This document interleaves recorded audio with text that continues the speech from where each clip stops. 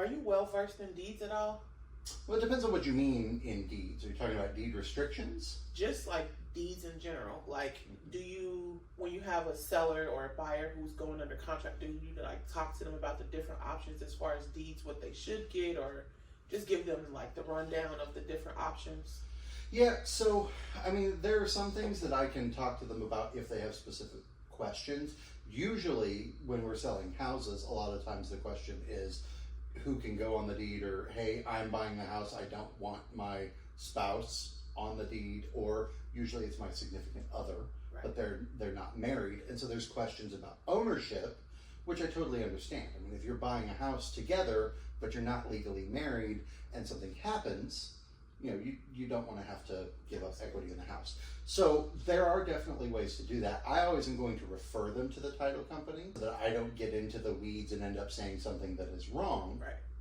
But I can definitely tell them, yes, if you, especially, here's the most common one that I have. They're not married and the person buying the house does want the other person on the deed. I can say, yes, we can make that happen. In Kentucky, I don't know if it's the same in Ohio, but in Kentucky, the way that process would go is that we would actually close, and it would be the person who's financing, and then we would have to redo the deed and add that person to the title afterwards. So unless the rule has just changed, because I've had this happen several times last year, then we would go ahead and have the closing, and the other person can come, they can tag along, they can be there, but they're not gonna sign anything. Right. And then afterwards, we just go back to the title company once it's recorded and just add them. They do have to pay an additional fee for that, but it's $150, $200 generally. Okay. Is that how it is in? And I think part of the reason they do it that way is because the person buying, the person that's financing the property, right? They'll have credit scores, bank statements, income. You all have to get that. You have to get everything verified there. Right. Even if the other person, for whatever reason, they're not on the financing. It could be credit, it could be income, it could be debt that they have. Mm-hmm. As soon as you add another person to that application, then you have to get twice as much paperwork. Right. So if you can do it with just one, it makes sense to do it with just one. It's going to be an easier process. Sure. Close, get it taken care of, and then go back afterwards. Yeah, because you don't need all the financing information if you're just adding them after.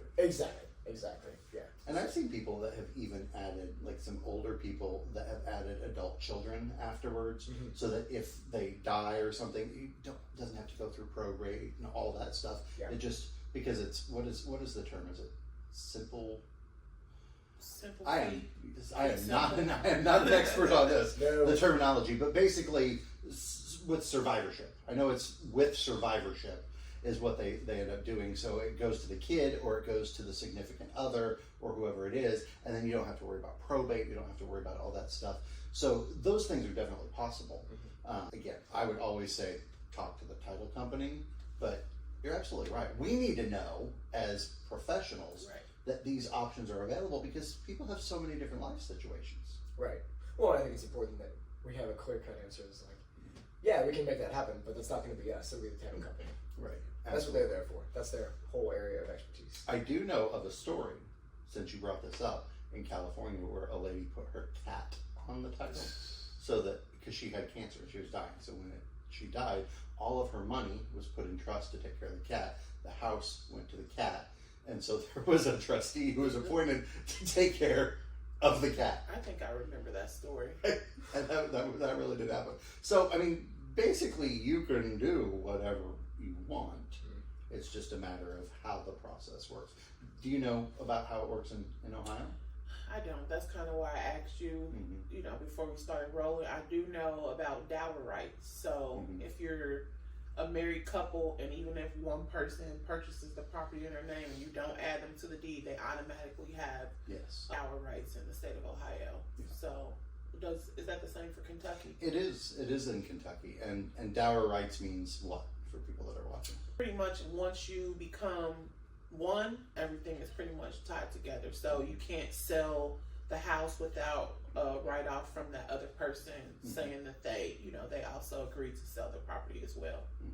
You also can't buy without the other person signing and agreeing to take on, because basically what it is if you take on that debt and I haven't signed off on it, I'm still responsible for it. And so I have, at closing, it's 1 or 2 pieces of paper for the person with the dower rights, but just acknowledging that this is happening, right, and that, you know, they agree to it. But it's a protection mechanism for the other spouse, so that it was meant to be, so that if, you know, honestly, the way it was set up, a guy decides to get rid of his wife, he can't just sell the house out from under her and leave her homeless. However, it definitely works both ways. Yeah. But it is a protection mechanism that I'm glad to know that it's in Ohio. I didn't know that, but it is in Kentucky. And that can cause some confusion for some people too, because I've had some situations where, you know, it's a married couple, they're buying a house, but, you know, one particular party, usually the guy, but not always, is like, I'm buying the house. Well, I am glad that you are doing that for your spouse. However, in the state of Kentucky, you still have to have her sign, because if you decide to stop paying, they're going to come to her. Yeah.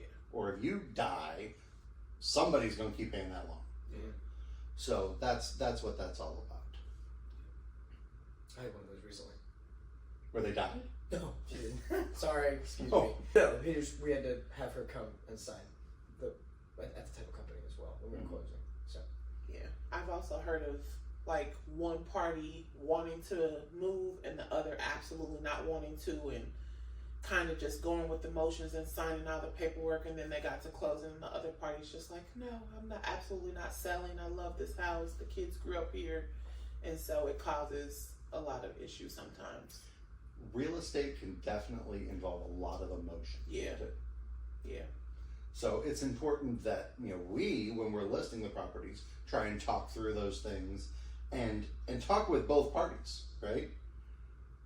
I remember the very first house I ever tried to list was a guy in my church. I knew him, and so he said, I want you to come list my house out in Owenton. Well, it turns out he didn't own the house anymore.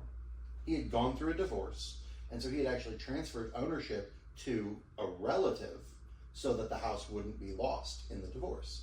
Well, now he's getting remarried. The new wife did not want to live in the house where the old wife had lived, so he wanted to sell the house. So the way that it was set up, he still made all the decisions about the house, he still paid for the house, but the relative actually owned it. What he failed to tell me, number one, was that the relative owned it. Thankfully, obviously I realized that when I looked up the tax records. But number two, what he failed to tell me is that he had not talked to that relative. They'd had a falling out. I hadn't talked to him for about 5 years. So when I came back and I was like, hey, who is this person? Oh yeah, that's my relative. You're going to need to talk to him. By the way, we don't get along. How did that pan out for you? Well, it was interesting because I had to call him up. I had to find his number because he didn't even have his number anymore. I had to call him up and explain the situation. And thankfully the guy was like, it's his house. He's always paid it. You know, whatever. Just send me the paperwork. Yeah. So it worked out very well, but it was just the strangest situation. But it can get real complicated real fast. Yeah. I immediately think, okay, what is going on with this relative's debt to income ratio? Are they able to go buy? I mean, they've already got a mortgage on their credit at that point. I'm sure they're not able to buy a house at that point. Probably have issues even buying other things like cars and, you know, anything you try to finance. Well, so in this specific situation, the relative still lived at home with his elderly parents. Okay, gotcha. But they had signed over the deed. They had never told the mortgage company. Oh, so the mortgage was still under his name. Yes. The deed was under the So relative's name. the lender was actually very interested when we went to sell to learn that the person that they had was not actually the person that owned it. Wow. And that was a whole other thing. But thankfully at that point we were ready to sell the house and it didn't end up becoming a problem.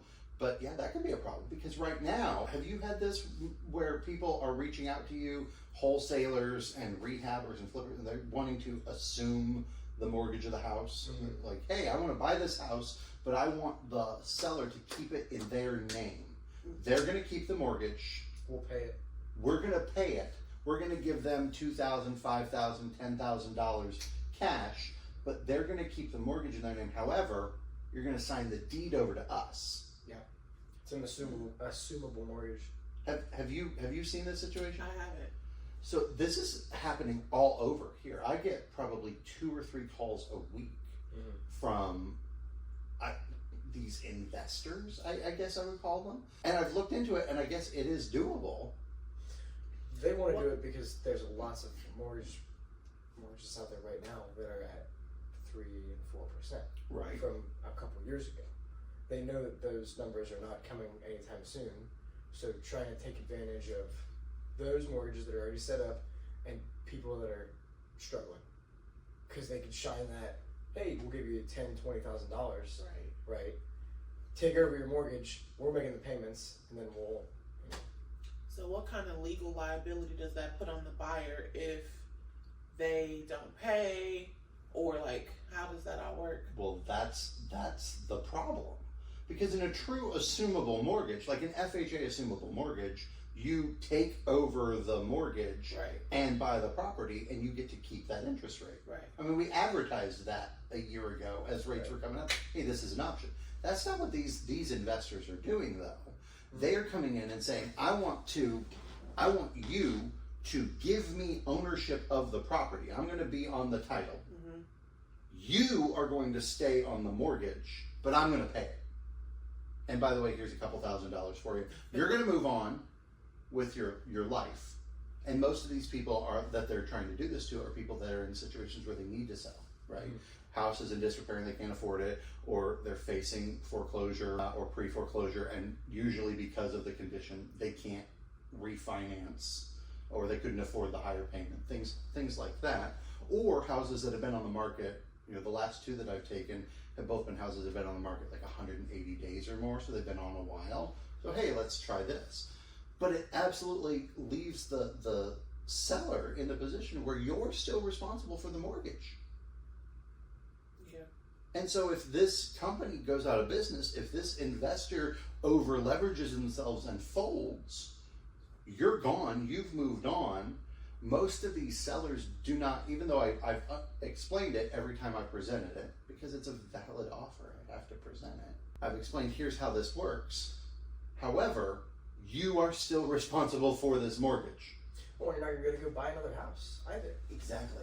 So even though the conglomerate is taking over the deed, the mortgage is still in the original seller's name. Yeah. So they'll still be responsible for it. You could go rent an apartment, maybe, if they're not going to look at your debt to income ratios. Yeah. If they're just a lot of times with apartments, or if you're trying to rent a property, they look at your credit, they look at your debt to income ratios, so that they know that they're going to get their money. Right. So it really is, unless you have tons of income coming in, it's a pretty scary idea, because it's going to stay on your credit. Right. And here's the other thing: if you have tons of income coming in, you're not going to be having these offers anyway. I was just going to say that. So it's kind of like a last ditch effort. No. Well, a lot of them are they're investors, they're wholesalers, they're people that they are. I mean, the market's hard, right? So they're kind of desperate for the deals themselves, and so they're making these offers that in a more stable or a better market environment.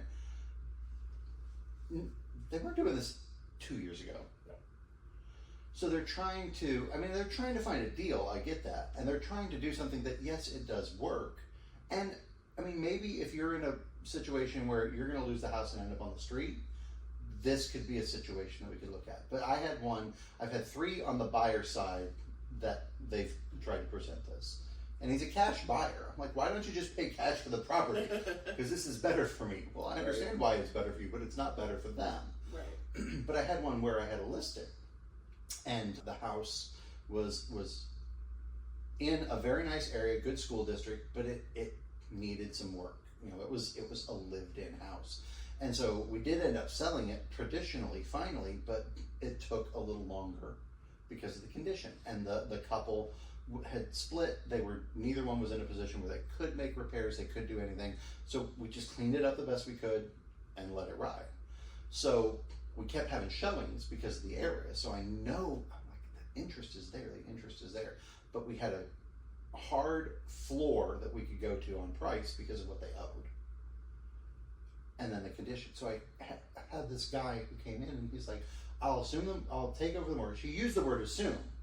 at first. I was like, okay, assume the mortgage. Yeah, I know what that means. I'll assume the mortgage, take over the payments. I'll give them $5,000 to walk away. And I said, okay, well, that sounds good. Send it over. Send the details over to me. I'll write it up.